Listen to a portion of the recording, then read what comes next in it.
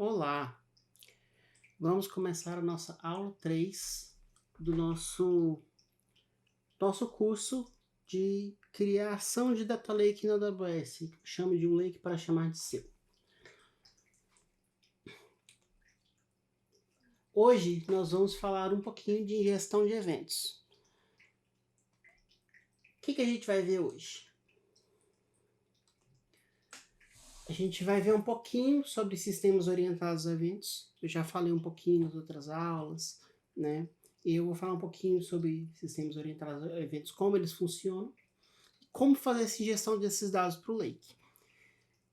Nesse caso, a gente faz uma ingestão mais automatizada, então a gente não tem necessariamente uma pipeline totalmente construída. Primeiro, um pouquinho sobre sistemas orientados a eventos. Um sistema orientado a evento, ele começa na operação da aplicação. E aí eu tenho uma aplicação qualquer que gera eventos, e esse evento pode ser, por exemplo, um sistema IoT, por exemplo, o NoBreak, que manda ali a cada 5, 10 segundos, ele manda um registro de como é a situação dele, se ele está mandando a energia certa, qual o nível de bateria, se ele está usando a bateria, se não está. Então ele manda esse tipo de informação. A gente tem outros exemplos, por exemplo, uma estação meteorológica, e ela manda essas informações. E o sistema ele recebe eventos a cada N segundos, nesse caso no break de 5 a 10 segundos, por exemplo. Uma estação meteorológica pode receber de 1 em 1 segundo, ou a cada hora, por exemplo, né? E a gente tem uma outra perna nesse sistema orientado a eventos, que é disparar uma ação para essa aplicação que está sendo operada, ou qualquer uma outra aplicação, ou qualquer outro sistema. E é como se o evento estivesse orientando essas ações, não a aplicação. A aplicação ela segue seu fluxo, mas se tiver que fazer alguma intervenção, essa intervenção pode ser automática ou não. E aí esse disparo de ações pode ser um alerta, ou pode ser uma ação que uma outra aplicação captura e executa um procedimento padrão, por exemplo, no caso do NoBreak. Se ele detectar que ele está na bateria, ele pode ir lá no servidor e desligar as máquinas virtuais ou desligar o próprio servidor. E aí, o que é interessante quando a gente fala de dados é que esses eventos eles podem ser utilizados para analytics. Então, não só é legal a gente ter esses eventos sendo usados para disparar esses alertas e essas ações, mas eu posso capturar isso aqui no Data Lake, por exemplo, utilizar isso para criar dashboards e coisas do tipo relacionados a esses eventos. Lembrando que a ação não pode partir do Analytics, né? O Analytics eu vou analisar o dado. A ação ela tem que partir de um outro sistema que age na camada transacional. Ela não pode vir do Analytics, porque o Analytics ele não tem a característica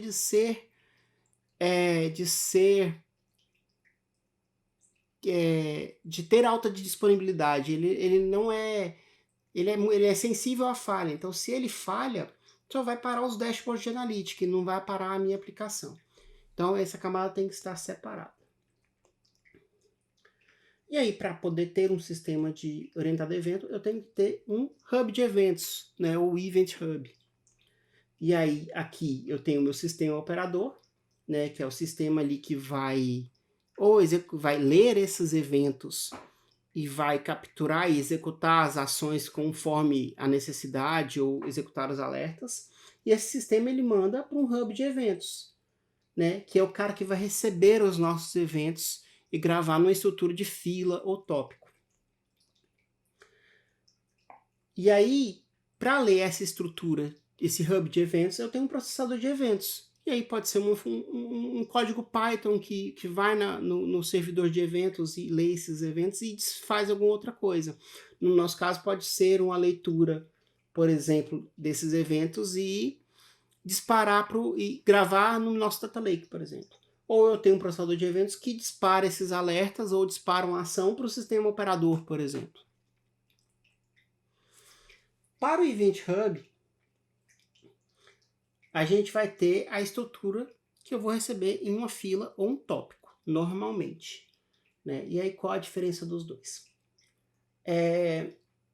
A fila, eu só vou disponibilizar mensagem para um assinante. O que quer dizer isso? Eu posso ter N assinantes na minha fila. Só que a partir do momento que um assinante consome uma mensagem, essa mensagem é removida da minha fila. E aí, se um outro assinante lê uma outra mensagem, essa mensagem é removida. É como se o assinante capturasse essa mensagem e retirasse da fila. Já o tópico, não. Todos os assinantes que estão plugados ali naquele tópico vão receber as mensagens simultaneamente. E aí essas mensagens são tiradas da fila de acordo com o assinante. E normalmente nesses sistemas o assinante tem um controle, ou o sistema, o Hub de eventos, ele grava um controle de leitura de mensagem por assinante, para garantir que se aquele assinante A leu X mensagens e o assinante B leu N mensagens, quando o assinante A voltar a ler mensagem, ele vai ler a X mais 1 e o assinante B vai ler a N mais 1. Então eu tenho essa garantia de que cada um dos assinantes vai ler a partir do ponto que parou. E essas mensagens normalmente elas não são removidas, a gente tem uma questão de ciclo de vida, onde uma retenção, e aí eu posso falar retenção de 7 dias, por exemplo, e aí passados 7 dias as mensagens são expurgadas do tópico. Alguns exemplos de sistema de Event Hub que nós temos. A gente tem o mais famoso, que é o Apache Kafka, que é um sistema excelente, só que ele requer uma grande configuração e a manutenção dele é bem complexa. Então a gente tem que ter pessoas especialistas para não deixar ele parar. A gente tem o Kinesis na Amazon, que é um filho do Kafka, mas ele é com a brand Amazon e ele funciona dentro da AWS e ele tem uma estrutura totalmente gerenciada pela AWS. Tem Kafka gerenciado pela AWS? Tem. Eu tenho um MSK, que também gerencia um cluster de Kafka dentro da AWS. Só que o que acontece? Esses dois caras, eles são muito caros. Né? E para quem está estudando e fazendo uma aplicação de teste, uma gestão de eventos caseira, como é o nosso caso, é muito proibitivo. Então a gente tem uma alternativa que não atende que não é tão grande porte assim que nem esses dois, que é o SQS. Ele é um sistema de fila, né? E para casos mais simples como o nosso, a gente pode resolver com ele. Né? E aí a gente pode ter, por exemplo, um orquestrador que dispara eventos a partir dele, ou ter dois sistemas, por exemplo, de brokers. Eu posso ter um MQ, né? E eu posso ter o OpenMQ, que é de graça, ou um serviço para IoT, por exemplo, que implementa o protocolo MQTT, né? E aí eu tenho essa fila local que vai disparar nossos alertas e ações, e eu mando para a nuvem numa fila SQS. Então a gente tem como resolver as soluções de uma aplicação de pequeno porte sem utilizar Kafka e Kinesis. Então a gente tem esses exemplos, né? A gente ainda vê muito o uso do IBM MQ e do OpenMQ por aí. A gente tem outros também, a gente tem o Mosquito, que implementa o MQTT para IoT, que é um dos exemplos que eu uso bastante aqui, um dos brokers que eu uso bastante aqui. Tá? Então a gente tem inúmeros sistemas que podem servir de Event Hub. No nosso caso aqui, a gente vai utilizar o SQS, que é uma solução mais barata, e a gente vai simular envio de eventos para esse SQS. Então, qual vai ser o nosso projeto hoje? A gente vai utilizar a mesma conta de sandbox da aula passada, mas nós vamos simular uma ingestão no nosso micro data lake que nós temos aqui. E qual é o nosso case de hoje? A gente vai fazer a leitura de dados em tempo real de um NoBreak. Eu tenho um NoBreak, e aí eu estou utilizando como exemplo aqui de mockup os dados dos NoBreaks da SMS. Que eles têm um formatinho, aqueles que conectam no USB, ele tem um formatinho de mensagem em binário que ele passa. E aí eu estou utilizando esse exemplo é bem simples, eu criei um JSON com os campos, e a gente vai ter um gerador aqui, eu criei um gerador super simples ali que gera dados aleatórios para a gente testar essa ingestão do lado do SQS. E aí, só para ter ideia de como que é a arquitetura original desse sistema, a gente tem uma leitura via serial, a partir do NoBreak, né? Então eu tenho um cabo ali USB, que sai do NoBreak e vai para algum computador, e aí pode ser até um dispositivo IoT, tipo um Raspberry Pi, por exemplo, e esse dado é lido via serial. Nesse sistema que eu bolei, eu vou armazenar isso localmente no MQTT, né? E aí na própria Raspberry Pi eu tenho um servidor Mosquito lá, MQTT, que ele salva essa fila. E aí eu posso ter um orquestrador de ações lá, mandar ações e alertas, por exemplo. Acabou a energia, ele executa uma ação de desligar o meu servidor, por exemplo. Esse cara também vai enviar para o SQS, e aí ele faz uma conexão lá na AWS e envia cada uma das mensagens para o meu SQS. E aí, a partir do SQS, eu faço a minha ingestão pelo Data Lake. Aí você pergunta, mas por que eu estou enviando do MQTT para o SQS e não direto para o S3, para ser consumido no Data Lake? Por dois motivos. O primeiro, enviar para o SQS é mais barato, né? É mais rápido o envio, porque eu envio JSON, uma mensagem de string e acabou.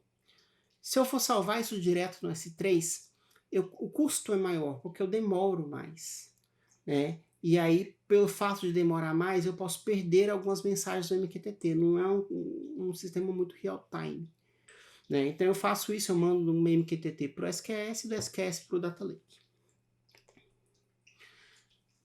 Arquitetura, desenho da arquitetura, tá? Isso me lembra que eu fiquei de mostrar o desenho da arquitetura do nosso Data Lake, que é uma coisa muito importante a gente ter todas as arquiteturas que nós bolamos, que nós criamos, a gente ter isso desenhado para a gente poder saber se a gente está em conformidade, né? Se a gente não colocou um novo componente ou tirou um novo componente. E aí eu vou apresentar essa arquitetura quando a gente for levar o Data Lake para Dev, na próxima aula, que aí eu já mostro direitinho a arquitetura e a gente vai fazendo a migração para Dev com pipelines de acordo com a nossa arquitetura. E aqui é a arquitetura do nosso projeto. E aí nesse desenho eu tenho o meu PS, que é o meu NoBreak, e aí eu tenho um cara que envia comandos para esse NoBreak. E aí ele tem o comando de query, por exemplo, que retorna um estado atual desse meu NoBreak. E aí ele fica a cada 5 segundos pedindo essa query e mandando para o MQTT. E aí o MQTT vai ter uma aplicação que vai ler esse tópico do MQTT e vai controlar o meu servidor, desligar o servidor. E aí eu tenho uma aplicação que manda para a nuvem. E essa aplicação que manda para a nuvem, ela vai salvar no SQS. Eu vou ter uma lambda que vai ser disparada a partir de uma nova mensagem no SQS. E essa lambda simplesmente grava na nossa camada raw no S3. Então o que a gente vai criar na nuvem hoje? Como a gente está em sandbox, a gente vai criar tudo na mão lá. Eu não vou nem utilizar Terraform hoje, a gente vai criar tudo na mão. São coisas simples. A gente vai criar o gerador de eventos, que eu já tenho o código aqui, que vocês vão ver que o código é super simples. Eu crio uma mensagem randômica, um JSON randômico e envio para o SQS. E ele vai simular justamente a estrutura dos dados do NoBreak. E vai enviar para o SQS, como eu falei. Vou ter uma lambda que vai salvar esses dados na minha camada raw do S3. E aí a gente vai fazer configurações do nosso processo do Data Lake para a nova base de dados, que é aquele arquivo config.json, o arquivo de expectativas, conforme eu mostrei na aula passada.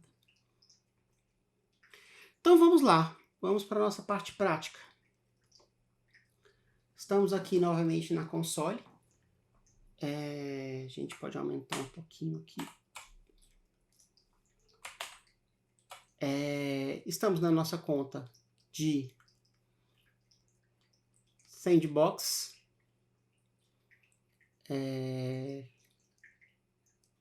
Eu acho que nós não estamos na nossa conta de sandbox aqui.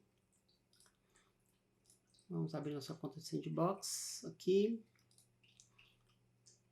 Pronto. Pronto, estamos na nossa conta de sandbox. E aí, o que a gente vai fazer? A gente vai criar duas coisas lá. A gente vai criar o nosso SQS e nosso Lambda. Só que antes disso, eu tenho que fazer uma modificação no nosso nos nossos scripts do Data Lake. Por quê? Porque do jeito... Na verdade, vamos deixar essa modificação para poder a gente aplicar em dev. Né? Agora eu vou fazer do método clássico aqui. Qual é o problema que a gente tem? Da forma atual que a gente construiu a aula passada, eu estou carregando o arquivo de configurações uma vez que a Lambda sobe. Então, se a Lambda estiver no hot, tiver a quente, né, tiver feito hot reload, não, se ela tiver em estado quente, ou seja, já estiver iniciada, ela não vai ler o arquivo de configuração de novo. Então, se eu mudar ali a quente também o arquivo, ela não vai ler se ela já estiver iniciada, a não ser que ela esteja parada. Como aqui ela está muito tempo parada, né, e não chegou nenhum arquivo, ela vai pegar o arquivo de configuração. Se não pegar, a gente modifica ali a imagem da Lambda e ela reinicia e a gente consegue pegar esse arquivo. Mas isso a gente vai resolver na aula que vem. Então vamos lá. Primeiro criar o tópico no SQS.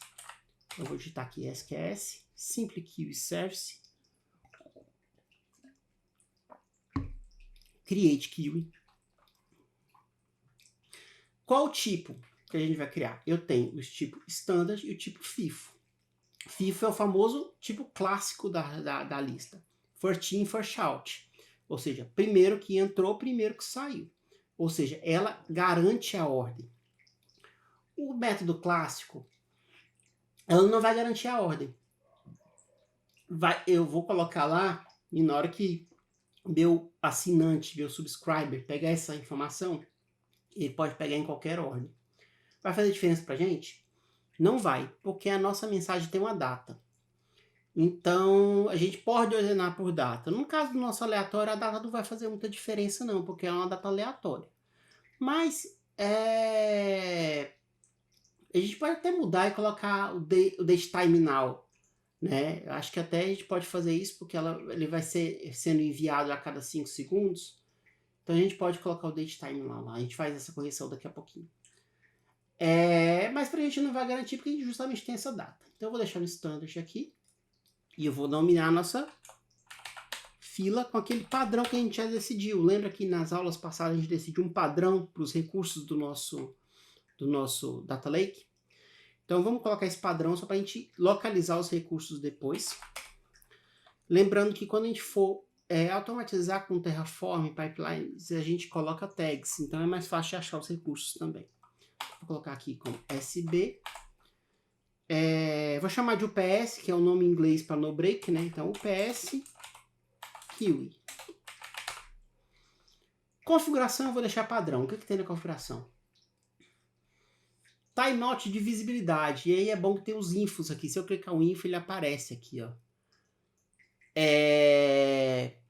Aqui é um timeout, que é o tanto de tempo que a mensagem, quando é recebida pela fila, por um consumidor, não vai ser vista pelos outros, né? Então, o que acontece aqui? Lembra que eu falei de fila e tópico? Aqui ele é meio que um tópico, tanto é que ele tem até a retenção aqui, ó, message retention, período 4 dias. Só que para simular uma fila, ele tem esse timeout aqui. Então, se alguém lê essa mensagem, ela fica oculta por 30 segundos. E eu posso colocar 0 aqui para todo mundo ler também. Então, assim, o SQS ele fala que é fila, mas ele se comporta como se fosse um tópico, tá? Então, a gente pode considerar isso. Claro que tem essa questão de a mensagem ficar invisível. Delivery delay, se a gente clicar aqui, ele vai falar que eu posso colocar um delay para essa mensagem ser entregue para o meu consumidor, por exemplo, meu subscriber. Retenção e tamanho máximo. Então, eu vou deixar tudo padrão, sem criptografia. A política de acesso pode deixar padrão. Por quê? A política padrão, ela me permite acesso pela minha própria conta. E como meu simulador eu vou estar utilizando uma chave de acesso da minha própria conta, ela vai ter acesso. Criptografia que eu falei rápido aqui, ela é ativada por padrão, tá? Server-side. Então, a gente não vai ter problema de leitura, porque ela não é client-side, só server-side. Então, na hora que ela for entregue, ou na hora que eu mandar, eu não preciso de criptografar antes. Eu mandei, ela criptografa no servidor, e na hora que eu puxar, claro que isso aqui ela não é pública, né? Ela tem questões de acesso para quem vai ler, e aí o cara que tiver permissão para ler, ele vai ler isso aqui descriptografado. Vamos criar. E aí eu tenho o ARN dela aqui, que é o nosso identificador, e o nome dela aqui, Geek Fox Lab, SB, UPS Kiwi. Com a fila criada, vamos criar uma lambda para ler essa fila. Então vou digitar aqui lambda.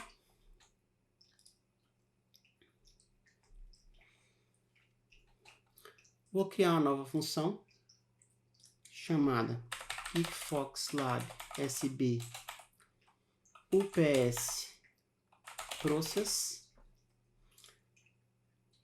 Python. Pode ser o Python 3.10, 3.9. Vamos colocar o Python 3.9. Pode deixar x86 aqui mesmo.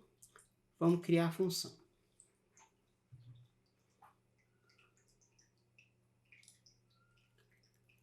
Essa função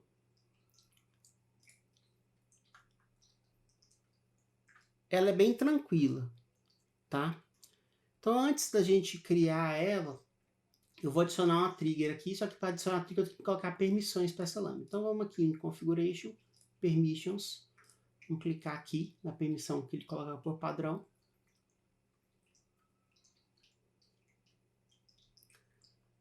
Vou colocar Create Inline Policy. E aí eu vou colocar em JSON. E aí eu vou colocar as seguintes policies aqui. Eu já vou copiar aqui de um arquivo que eu tenho. Primeira é do SQS. Qual que é a permissão do SQS? Eu vou ler a minha filha, aqui eu já vou mudar o nome dela aqui. Espera aí que eu tenho que pegar o ARN lá da minha fila. Deixa eu voltar aqui. Criar uma nova aqui, console. SQL. Vou pegar o ARN da nossa fila aqui. Ou ARN. Vou vir no meu IAM e vou colar ele aqui. Pronto.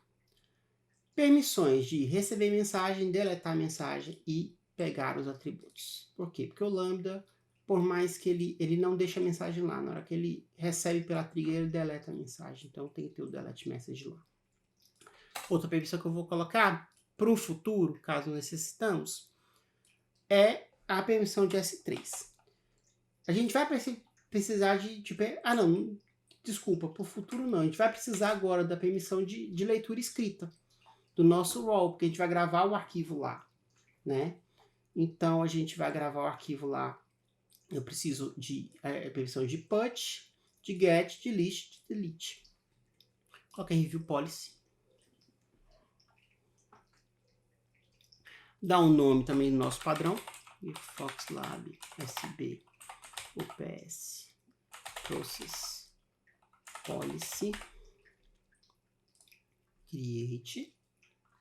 Já associou na nossa role da lambda. E se eu voltar na lambda agora, eu posso adicionar um novo trigger. E aí esse trigger eu vou selecionar a fonte SQS e a Kiwi que a gente acabou de criar. Opções padrão. Opções padrão. Vamos adicionar. E ele adiciona a trigger aqui. Funçãozinha vai ser bem simples. O que a gente vai criar? Eu vou criar um método, eu vou chamar os nossos imports aqui. E aí a gente vai precisar do JSON, do datetime, do import OS para a gente ler variáveis de ambiente, né? Porque eu vou configurar, por exemplo, o nome do meu bucket por variável de ambiente. E do Boto3. Primeira coisa, eu vou carregar uma variável de ambiente chamada raw bucket. Porque a gente facilita. Se eu mudar, por exemplo, o nome do bucket, eu consigo mudar na variável de ambiente da Lambda e não preciso de mudar aqui. Para pipeline também isso facilita, porque eu já mando na construção do código via pipeline a variável de ambiente. Funçãozinha básica de envio para o S3. Aquela básica que a gente já viu na aula passada. Cria um novo resource no botão 3, chama o bucket, put object com a chave e com o conteúdo. E agora a gente vai pegar os eventos aqui do nosso SQS. E para isso, a gente vai fazer um for aqui na variável event. E essa variável event, quando eu coloco a trigger no SQS, ela vem com um registro chamado records. E aí eu vou ler o corpo dessa mensagem, né? O body.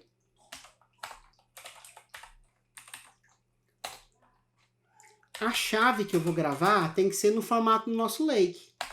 Então eu vou colocar nome da base, que vai ser o PS, nome da tabela, que é events. Vamos salvar em JSON para facilitar a nossa vida. Porque eu já pego direto do SQS e gravo no arquivo. Barra JSON, barra, e aí eu vou colocar um nome para identificar. Eu vou colocar o PS event e uma datetime, por exemplo. datetime.datetime.now. E aí eu vou formatar isso em string. O formato americano mesmo.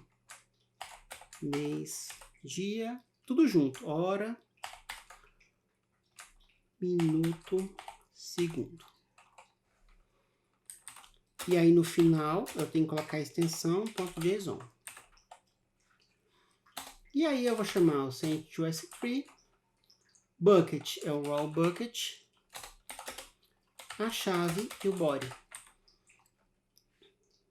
Prontinho. Nossa lambda está pronta. Vou clicar em deploy. Pronto. O último passo agora é configurar nosso arquivo. Nosso arquivo de configuração do Data Lake. Eu estou aqui naquele projeto do nosso Data Lake da aula passada. Vou clicar no config JSON aqui e vou criar um novo database aqui. Esse database eu vou criar aqui embaixo, vírgula. O nome dele vai chamar UPS, vírgula, append igual a true, que a gente vai usar isso posteriormente, esse append. Tables, que eu vou poder receber. Só vai ser uma tabela que vai ter o nome, name, events, delimiter. Caso um dia a gente vá utilizar um CSV, por exemplo, a gente já pode deixar o delimiter aqui. Esquema. E aí, para copiar o esquema, que é um esquema bem grandinho, eu já vou pegar ele pronto aqui para nós. São vários campos.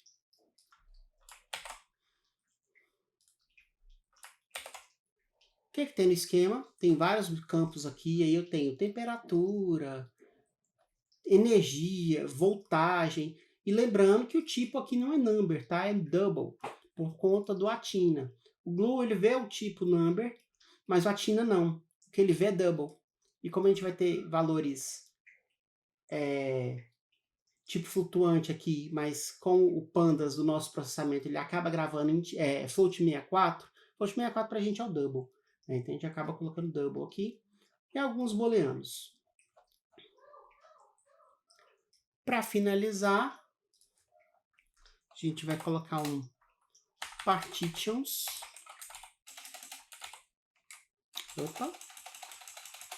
Partitions vazio. Nosso config JSON está pronto. Agora eu vou criar um novo expectation aqui, chamado UPS, com um arquivo aqui, new arquivo, chamado events.json, que é o nosso expectation da nossa JSON, dos nossos eventos. Vou copiar esse início aqui, tá? Eu vou copiar até esse daqui também. Porque eu vou colocar só uma expectativa para saber se as colunas estão batendo, né? Se são as mesmas colunas que eu estou definindo no meu arquivo de configuração. Lembrando que a gente fez a aula passada, eu verifico esse arquivo de configuração só se a tabela existe no arquivo de configuração no Quality. A gente vai utilizar na criação do database do Glue. Quando a gente vai criar no catálogo do Glue, a gente precisa das informações de esquema aqui no nosso config.json. E para garantir que isso aqui está igual lá, eu coloco a mesma coisa no meu expectations, para garantir que essas colunas existem, senão vai ter problema no ativo. E aí eu vou renomear aqui para ups.events expectations. Aqui eu posso até já, vamos fechar esse arquivo. E aqui, isso aqui. Opa. Assim. E assim. Pronto. Não, é isso mesmo. Aqui. Tô ficando doido. Aqui. Assim. Pronto. Lista das colunas. Eu já tenho essa lista pronta aqui pra gente não ter que ficar escrevendo. Vou pegar a listinha aqui.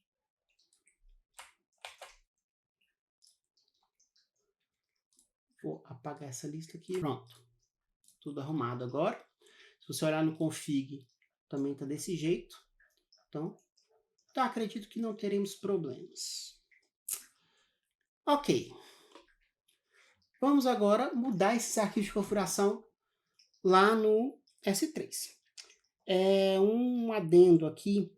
É muito chato a gente criar, para criar um novo arquivo, a gente tem que ir lá no S3 e fazer o upload de novo do arquivo arrumado. Isso é horrível. O que a gente vai fazer?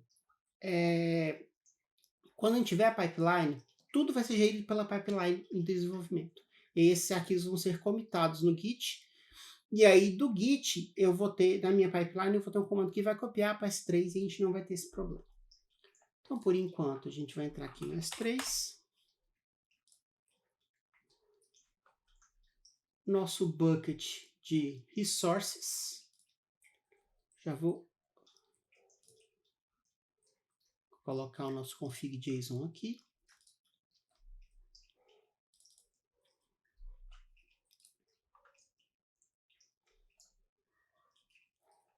Close. E aí agora eu vou vir aqui em GE, Expectations. Vou fazer um upload da pasta inteira para a gente não ter que criar. Então eu vou vir aqui em UPS. Ele vai me dar um alerta. Upload. Pronto.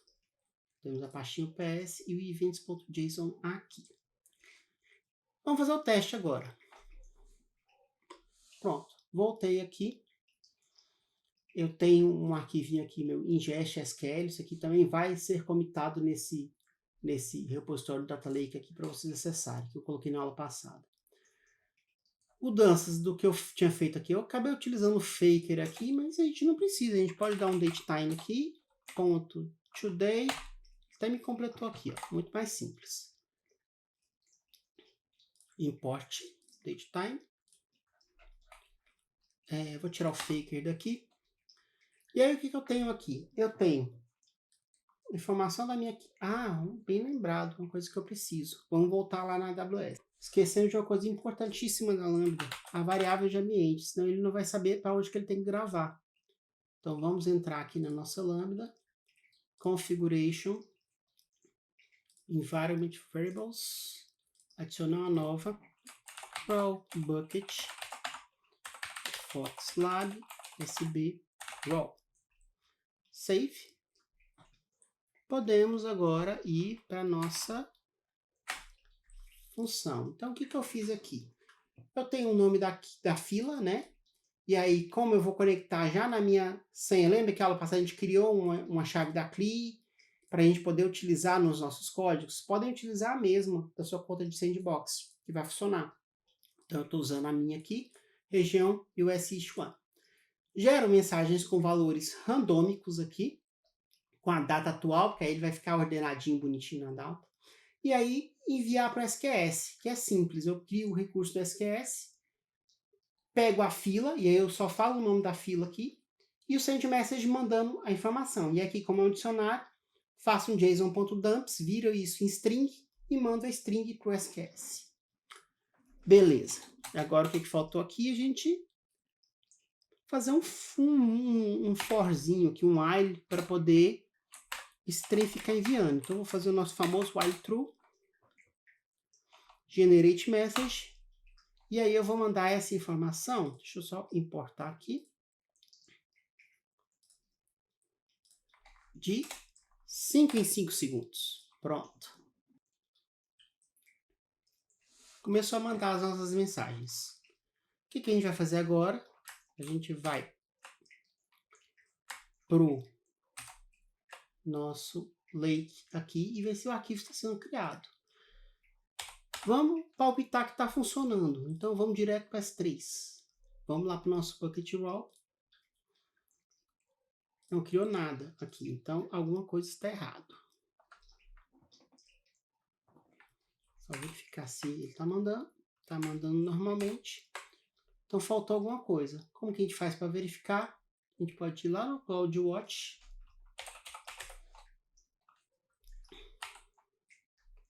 E ver o log da função. É até bom a gente fazer isso numa aula ao vivo, que a gente consegue, ao vivo não, gravada, mas é bom a gente ver esses erros para a gente poder sanar possíveis erros que a gente passe, né? Então ela está aqui, a execução dela, tem um streaming aqui, e ela está dando um erro, ó. Está dando access denied no put object. Provavelmente o nome do bucket lá está errado. Então vamos voltar lá na lambda.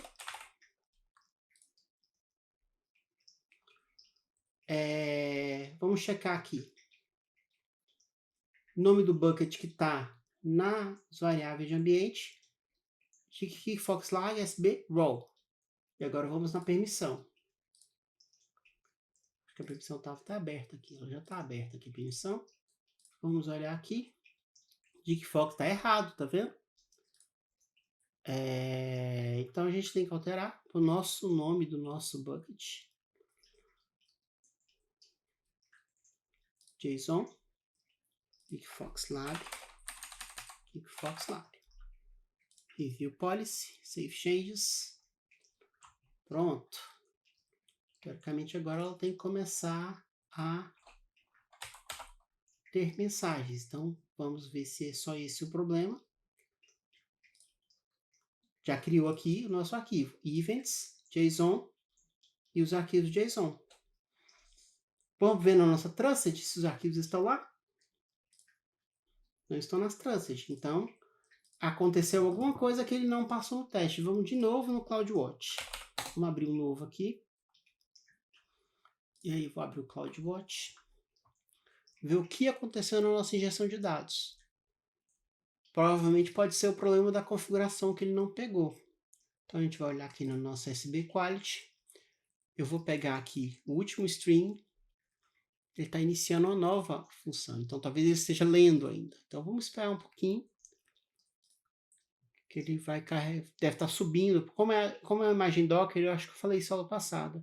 A imagem Docker, ela demora um pouquinho para subir. Então, a gente tem que ter... Primeiro, o cold start dela é bem mais lento, né?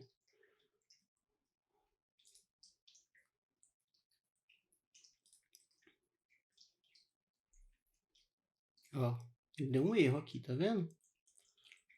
Por conta... é um erro na nossa ingestão. Eu estou mandando em cada um dos arquivos JSON que eu gravo no Lake só um registro. E aí o Pandas, ele lê isso, ele não lê como se fosse uma lista. Se vocês lembrarem do esquema, do mecanismo do Pandas, para você criar um novo data frame, você tem que enviar uma lista. E aí eu não estou enviando uma lista de JSON, eu estou enviando só um objeto de JSON. Então, para resolver isso, a gente vai voltar aqui da nossa ingest SQL e vai mandar as mensagens como se fosse uma lista. E aí a gente vai colocar aqui e vou colocar aqui. Pronto, vou reiniciar. Pronto, agora ele está enviando uma lista. Vamos voltar lá no nosso quality, nossa função. Vamos ver se ele vai executar novamente agora. Deixa eu ver se ele tem execução aqui. 18 e 15. Eu mudei agora em 16. Vamos ver se ele vai executar de novo.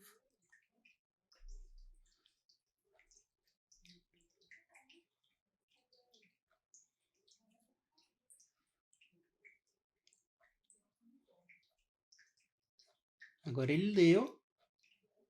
Success true. A gente já pode ir lá no nosso Trusted, eu dar um refresh. Olá! Eventos, ano, mês, dia. E os nossos arquivos em Parquet. Vamos verificar no Glue se está tudo criado.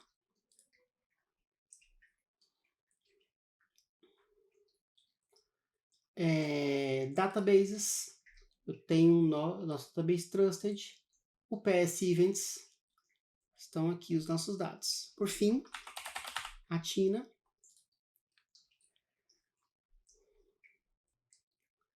Vou acessar nossa base Trusted. Select asterisco from o PS Events.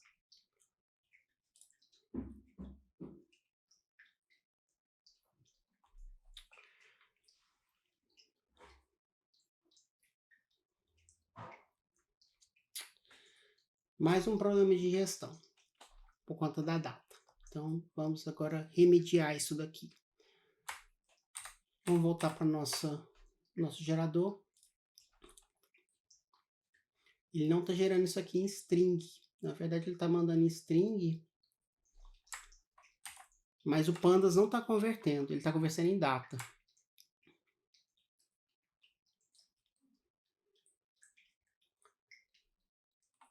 Ele está convertendo em data isso daqui. Então, vamos fazer o seguinte.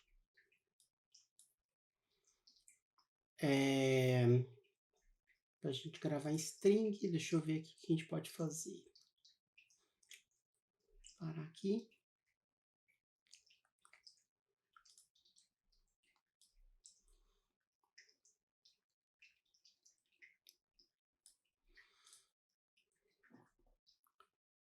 Vou colocar só a hora.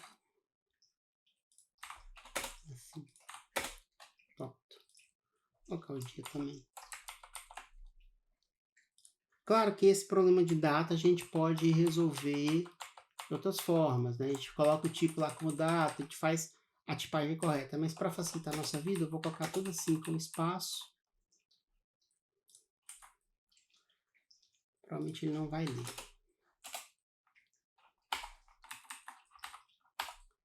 Pronto. Vamos enviar novamente. E agora, para a gente fazer essa remediação, a gente vai ter que apagar os recursos. A gente vai ter que apagar os recursos aqui, tanto na Tina quanto no Glue. E na Trusted também. A gente vai ter que apagar na Trusted também. Então, vamos por partes aqui. Eu vou matar aqui na Trusted. Acho que talvez só matando na Trusted a gente resolve. Então, vamos vir aqui. Deletar. Delete Objects. Pronto.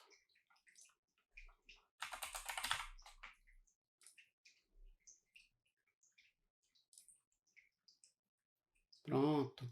Os seus dados estão aí. Então era isso. Era só a questão da data mesmo. Claro que da data a gente pode remediar aqui. O Pandas acabou convertendo isso aqui em data para mim. Então a gente pode mudar o nosso quality. A gente pode fazer uma checagem de tipos.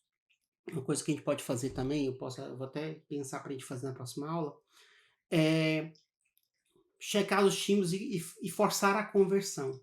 Depois que a gente fizer as expectativas, a gente tenta forçar uma conversão. E se der erro, a gente para o quality. E a gente fala que esse arquivo é inválido. Né? Então a gente pode fazer forçar essa conversão para os tipos que estão anunciados na configuração.